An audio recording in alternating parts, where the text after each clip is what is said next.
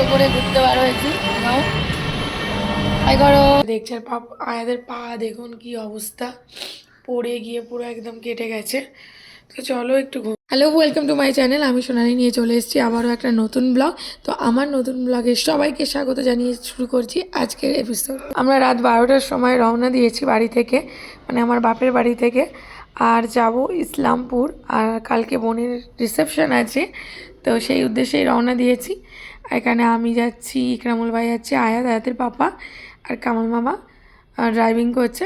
তো এই যে যেতে যেতে প্রচুর মজা করছিলাম আমরা, কিন্তু বুঝতে পারিনি যে আমাদের জন্য কি অপেক্ষা করছে।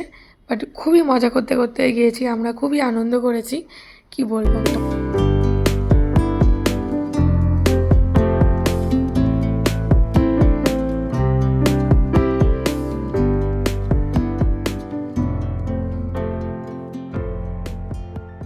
তো আমরা প্রচুর পপকর্ন কিনে নিয়েছিলাম, যাতে গাড়িতে বসে বসে গান শুনতে শুনতে পপকর্ন খেতে খেতে যাব, কারণ ঘুম তো হয় না ন্যাচারালি। তো তবুও একটু আমরা ঘুমিয়েছিলাম, আর আমাদের ফার্স্ট টোল পড়ে গেল। তো এই যে আস্তে আস্তে এখন গভীর রাত থেকে আরও গভীর রাত হচ্ছে। আর কেন জানি না আমার রাতে লং ড্রাইভ মানে যেতে দারুণ লাগে। তো এই যে আমরা চলে এসেছি অনেকটাই দূর, আর এখানে ট্রেন থেকে তো আয়াত আবার দেখে নিল মুর্শিদাবাদের কাছাকাছি চলে এসেছি। তো ফারাক্কা ব্রিজ তোমরা দেখি কি বুঝতে পারছো কি জানি না। তো চলো,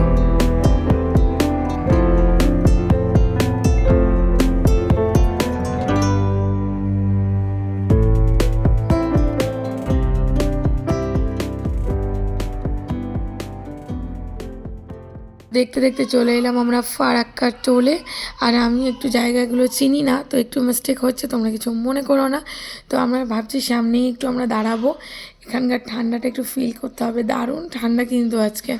তো যাই হোক, আমরা জায়গা বুঝে একটু দাঁড়াবো এই টোলের আশেপাশেই। তো চলো একটু দাঁড়িয়ে নিই।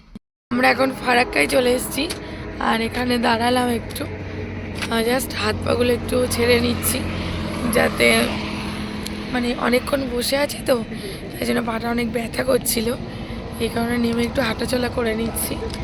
আর ওই যে আয়াত ঢুকে গেছে গাড়ির ভিতরে, ওর পায়ে আজকে পড়ে গিয়ে লেগেছে, তার জন্য ভীষণ ব্যথা।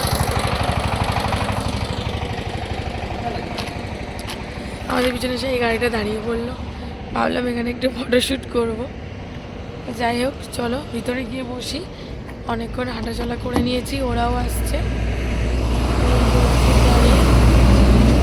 ঠান্ডা লাগছে প্রচুর।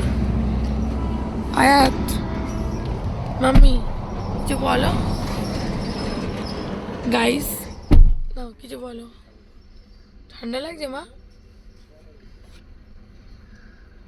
সরেছো সরেছো, বাবা আসছে। নাও কিছু বলো, গাইসদের কিছু বলো, এদিকে দেখাও, সবাইকে বলো আমরা কোথায় যাচ্ছি। হ্যাঁ, কি জন্য যাচ্ছি আমরা? কার কার রিসেপশন? বলো মাসি উই আর কামিং, বলো আমরা আসছি। জোরে বলো, লাউড বলো, বলো। ঘুম পাচ্ছে?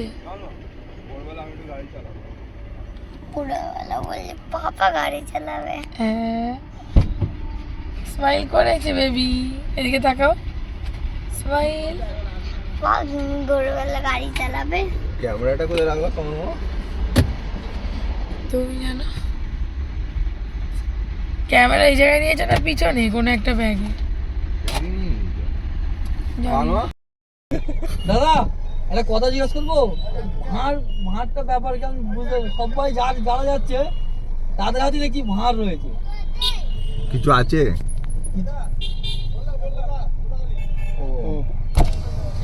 দাঁড়ান দাঁড়ান একটু ভিডিও করে নিচ্ছি। যা চলে গেল, যেই বললো, কি বললো ওটা, কি বললো? কোনো অনুষ্ঠান? আমরা চলে এসেছি প্রায় ইসলামপুরের কাছাকাছি, খুব কাছাকাছি চলে এসেছি, আর মাত্র কিছুক্ষণ বাকি, দেন আমরা পৌঁছে যাব।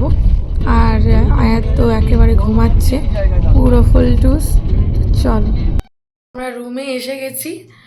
আর এই রুমটা কিন্তু আমার বোনের শ্বশুর বাড়ি থেকেই বুক করেছে। মানে আমাদের জন্য, আমাদের সবার জন্য, যারা যারা আমরা মানে এসছি রিসেপশানে। তো সবাই এখনও এসে পৌঁছায়নি। আমরা যেহেতু সবার আগে মানে বাড়ি থেকে বার হয়েছিলাম, দ্যাটস ওয়াই আমরা আগে এসে গেছি। আর রুমটা বেশ সুন্দর। আমরা এসে এখন রেস্ট করব। আর যেহেতু আমরা অনেক আগে পৌঁছে গেছি, আমাদের ব্রেকফাস্টও হয়ে গেছে। আর রাতে আমরা রিসেপশন পার্টি অ্যাটেন্ড করব। আমার গলা প্রচণ্ড খারাপ। আর দোকানে বসে ও টিফিন খেয়ে নিয়েছে, আমিও খেয়ে নিয়েছি। এবার একটু ফ্রেশ হইনি, ঘুমাবো। ঘুম থেকে উঠে স্নান করব। এখন স্নান করব না, আগে ঘুমাই দেন। দেখো, হ্যালো এভরিওয়ান। তো এই হচ্ছে, এখানে একটা কাবার্ড আছে। আর বাথরুমটা তো অসাধারণ ভালো, মানে আমার ভীষণ ভালো লেগেছে। অনেক বড় স্পেস, তো অসুবিধা হওয়ার কোনো চান্স নেই।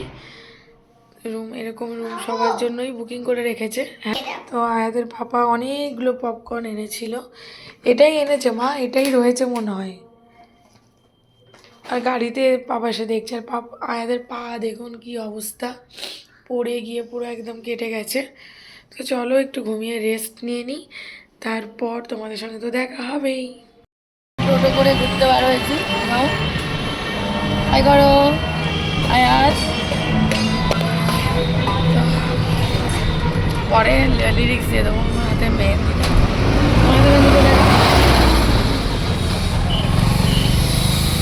তো এখন দেখো, একটু ঘুরে এসে আমরা এখন স্নান টান সেরে একটু রেডি হয়ে নিয়েছি।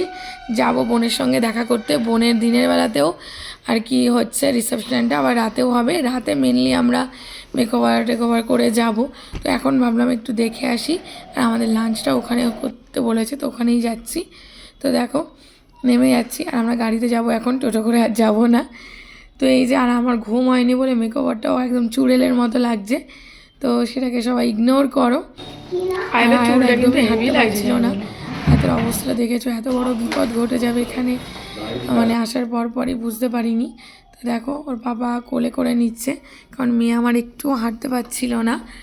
তো তবুও ব্যান্ডেজটা আমরা ভাবছি রাতে যখন যাব তখন ডাবল করে নেব। আর এই যে ওকে এইভাবেই গাড়িতে তুলবে ওর বাবা। আর আমি না একটা দারুণ বড় একটা কাণ্ড করে ফেলেছি আজকে, সেটা তোমাদের নেক্সট ব্লগে বলবো। যে তাড়াহুড়ো করে আসতে গিয়ে আমি ইম্পর্টেন্ট কিছু জিনিসই নিয়ে আসতে ভুলে গেছি। আর তার দরুন কী করেছি সেটাও তোমাদের নেক্সট ব্লগে জানাবো। তার জন্য নেক্সট ব্লগটা দেখতে থাকো, একদম কেউ মিস করবে না নেক্সট ব্লগ। তো চলো এখন যাই, এসেও গেছি আমাদের লোকেশানে। তো ভিডিওটা কেমন লাগলো অবশ্যই লাইক কমেন্টস করে জানিও। আর বোনের পুরো রিসেপশনের ভিডিওটা নেক্সট ব্লগে আসছে, তো লাইক কমেন্ট শেয়ার করতে ভুলো।